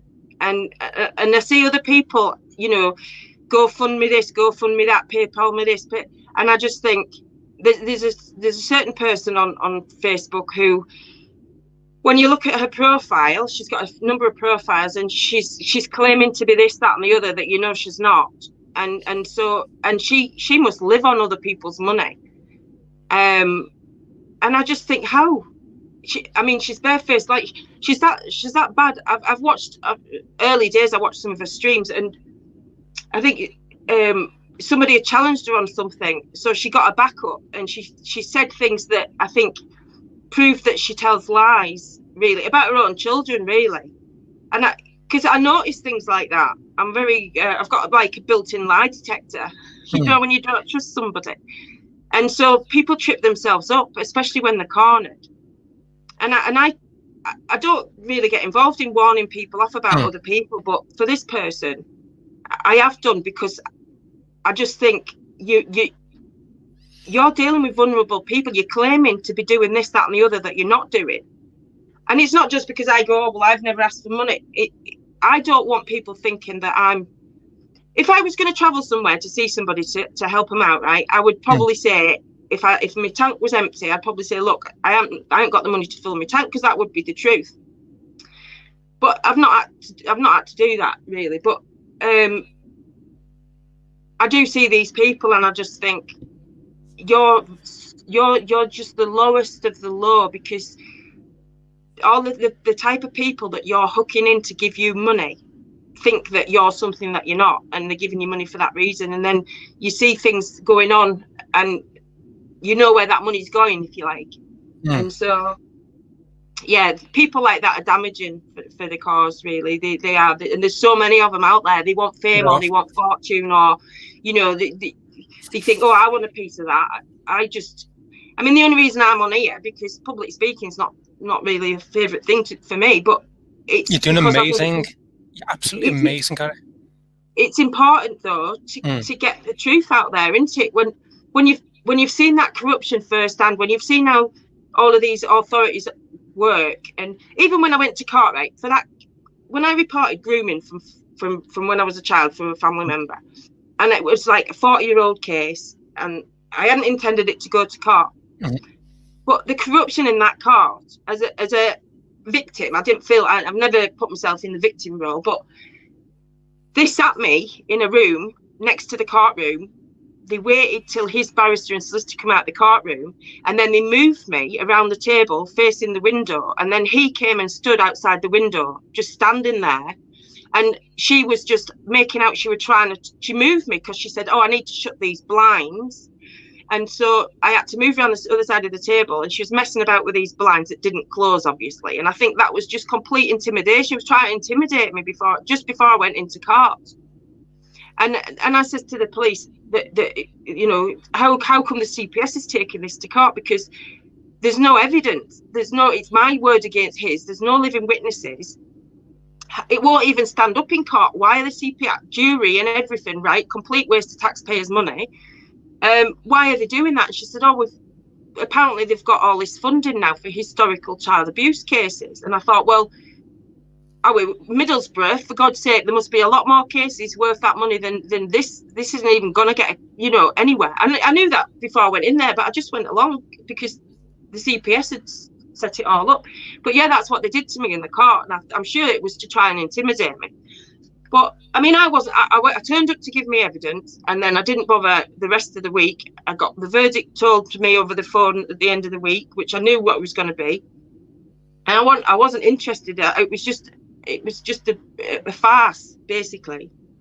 But that's how come I got involved with Justice for Chelsea. I went to the demo for Justice for Chelsea because the CPS refused to take her case to court, and she had cigarette burns and all sorts of things on her when she'd been attacked. So that was how I got involved in all of this, really. But that was the offset of me kind of losing my job as well. It all snowballed. It was like a strange series of events that's got me to here, really, getting arrested and all of that sort of business. Yeah. But it's just highlighted to me in little pieces how corrupt everything is, because once you have a little bit of corruption in your own life, you can see it everywhere else, can't you? Yeah. See, the way you got into this work, what you're doing, which is amazing, as I say, you are really, really good. You are really good at interviewing it. You know, your brain is far better than what you think it is, for a start. That's my analysis. But for me, I got into it by accident. I was sort of just done my law degree, just poodling about on Facebook, because I knew that's where they have like a legal forum and stuff. And I just sort of like got involved that way. But I was only seeing it in black and white. I didn't live that reality. I've never been into family court in my life. None of my family have, you know. So I was coming from an entirely different angle. So I've got nothing really to gain by it, you know, just because I couldn't really relate to it. For me, I would call it abstract. It was just what people were telling me. And I'm thinking, come on, it can't be that bad. It can't be that bad. And when you start seeing so many people and they're saying the same thing and they're validating what they're saying, you're thinking, what are the odds that's a coincidence? And then I started to look. Some of them are getting brave at the time. Some of them are like showing me, you know, court stuff. But many are frightened too. Even to this day, many are frightened too. Let me tell you, you are allowed to get help. You are allowed to get help. If you don't confide in someone to help you, they're going to steal your child. It's that simple. All you have is an internet phone. They have these laser printed scanners. They have, you know, laser scanners, laser printers. That is their baby making machine for their baby farm, you know, for their children farm. You need to confide in people, to trust people, but do it. You know, look after yourself. Be safe to do it. But that's how I got involved into it. And then I started seeing like a court order, and I'm thinking, but where was the evidence for that? Oh, it's what the social worker put in writing. And that is a key point. The social workers put stuff in writing and they never get challenged on it. And because the parent I complained about one of the social workers lying. She'd lied to 3 different people about the same period of time of where she was, when she should have really been in court with this young girl that I were working with. And so I got back to I worked at the SEN school then. So I got back from the court and I saw the secretary and the head teacher, and they both had different versions of where this social worker was supposed to have been or was at the time. But I saw her in the car park. She told me she had to stay at home and wait for her daughter's bed to be delivered, right? She told her office that she was in the court. She told the school that she was in a meeting, and she had to tell me the truth because I went to court with this girl, you know. And so I sent an email to her manager saying about her telling lies, and I said it's not good that a social worker. And I also knew of another family that she worked with that she'd lied, or she'd gone to the wrong house. So this woman was upset because the neighbours would then know that the social worker were knocking on the door. This woman was looking after her niece. It wasn't her children, but and then she'd lied about a few other things. And so I reported her, and I got the head teacher coming in to me saying, oh, I've just had a phone call from the manager. She's not happy about you calling one of her social workers a liar. And I said, well, she is a liar. She said, I know she is. And she'd actually seen my email before I sent it, fortunately. So I said to her, she said, don't worry about it. She said, I told the manager, I saw that email before she sent it. She says, but maybe you could have worded it a little bit differently. And I went, well, you know me, a spade's a spade. I'm not dressing anything up. But yeah, they didn't want to take her to task for being a liar. She still works, but they wanted to take me to task for calling her a liar. And I just thought, how dangerous is that when you've got, I mean, she wanted me to do a report for her, right? And she turned up, I thought, to give me the information. She starts writing the email address down for me to find this report with a crayon. I couldn't, honestly, you couldn't write it. I was just like, this is what these families have got to deal with. It's disgusting, really. And they push these kids from school into these courses. Go do a health and safety, health and social care course, health and social care. If your kids not, if they're not going in the normal classes, send them off on a health and social care course. So then they're churning out these social workers that have got their own issues to deal with because they've come out of school with their own issues. You know, it's like, but I do believe that they employ them on the level of narcissism that they have. You know. Well, you know what? There's real things called personality, and you do get, like, I want to call the word evil because I think it's a fair word to use. They are pure evil. They literally are pure evil. Even about the most vulnerable young mums, they're like sharks. They just literally teeth. They just like tear them apart. Yeah, and they've got no remorse. They've got no remorse. Is the sad thing about it. I think Casey, and in the office, they talk about the parents like the scum. It's like them against us. It's that attitude of we're better than you. We haven't had children yet, and you know we're going to be perfect. But for now, we're going to tell you that you're shit, and we're going to treat you like you're shit, and we're going to take your child off you if we get the chance, because that's what basically it stands for. But I've just been given the heads up that we're nearly at 2 hours, Thomas. So yeah, that's what I can interrupt for. I'm aware. But if we do a part 2, let's sort of not focus so much now on the conspiracy stuff. No. Let it just be about this damaging foster care, you know, special guardianship and adoption train. Yeah. I think we really need to focus on that. But and you can talk a bit about that paper you sent me as well, that you know what you wrote. Oh, the global takeover? Yeah. Or something else? No, what did you send me the other day? It was about how you know, I mean, you spoke to me before about it, hadn't you, about the theories. Was it you that sent me? Yeah, it must have been. I think that might have been a global takeover, but that's more like the conspiracy side. I want to try to aim towards now with the family court situation, the real situation, you know, not all this COVID-19 stuff. Yeah, all right, we know what's going on, it's real, but there are real families, you know, who have real problems in the family court, and we want to focus on that. I think we need to advertise it a little bit as well, Thomas, get those people tuning in at the right time as well, because I know it was a bit short notice and we haven't really we only put out the thing for it. I know Katie's show's on every Sunday and everything, and like I say, she's not going to be in the picture for a few weeks, but I'd like to get the thumbnail out so that people are aware that you're going to be on and what it's going to be about, and so they can tune in for that and maybe ask questions while we're on. Yeah, I mean, that'd be good because it was all, as you say, pretty much short notice. I'm not really into these things, you know, these live shows. You know, I'm not the type of person to start my own YouTube channel. I don't want the drama. I'm not saying your show is about drama. It's important that you do it, but I'm saying I don't call it the Thomas Show. You know, it's not about me. I'm trying to help families. That's the way I'm looking at it, and that's me personally. You guys are doing an amazing job, and you know I think that, but I'm just talking about me. You know, so I'm not the type of person to want to be on all the time, but I know it's important at the same time. It is. And like you say, you don't have to have your picture. You don't have to be live if you don't like. We'll get you a picture, Thomas. We'll get you a picture up. Yeah, exactly. Choose a picture, and then we'll put a picture up. Yeah, but we've had a lot of good comments and a lot of love in those comments as well. Thank you, everybody, with the happy Easters and the lots of love sharing and stuff. So yeah, that's really good. But yeah, I'd like to put it out there, a little bit of notice, so that people know that you're going to be on, and we can, like you say, we can maybe get them to send some questions in, or focus it more on what they need to know in the court, because there's too many parents going through it. Exactly. And not enough education about it, really. So yeah, it's good. Well, thank you anyway for inviting me onto your show, and I did enjoy it. You're more than welcome anytime, and we'll sort out another date, Thomas. I don't know when you're free, but sort something out. Yeah, just let me know. Let me know when you're going to be free. Brilliant. Thanks so much. Now. Thank you ever so much.